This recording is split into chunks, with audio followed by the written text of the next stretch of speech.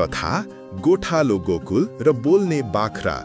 सिन्धुपाल्चोकको पाखा पखेरामा एउटा रमाइलो गाउँ थियो निगाले, जहाँ गोकुल नामको एक गोठालो बस्थ्यो।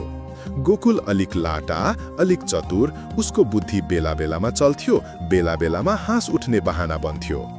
गोकुल बाख्रा मेरा साथी हो, जंगल मेरो आँगन, घर फर्केर सोध्छन् जब म दिन्छु सस्तो बहाना। हो गोकुल बाख्रा चराउँथ्यो, तर कहिले हात्ती देखेको, कहिले चिताले लगेको बहाना बनाएर बाख्रा हराउँथ्यो। गाउँलेहरू रिसाउँथे, तर हाँस्न पनि आइहाल्थ्यो। तर त्यो दिन फरक थियो। गोकुल लस्करै बाख्राहरू चराउँदै थियो जब एक कालो ठुल्ठुलो आँखा भएको बाख्राले उसतिर हेर्दै भन्यो, गोकुल अब धेरै भयो तेरो झुठो बहाना। गोकुल, हे भगवान, बाख्रा बोल्यो, म त सपना देख्दैछु कि क्या हो? होइन, म त तँलाई चेतावनी दिन आएको बाख्रा हुँ। अबदेखि तँले झुटो बोले भने म गाउँमै कुरा खोल्नेछु।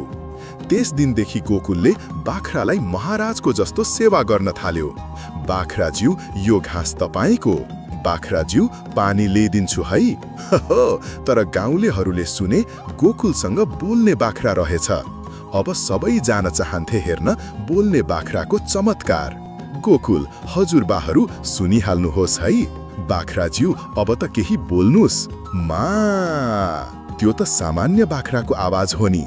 गोकुल लाजले रातो भयो। बाख्राले केही बोलेन, तर गोकुलले धेरै कुरा सिक्यो। गोकुल, अब त म झुटो बहाना बनाउँदिन। बोलोस् या नबोलोस्, बाख्रा पनि साक्षी हुन सक्छ। शिक्षा, साँचो कुरा ढिलो भए पनि खुल्छ र कहिलेकाहीँ बाख्राले नभए पनि अन्तरात्माले बोल्छ।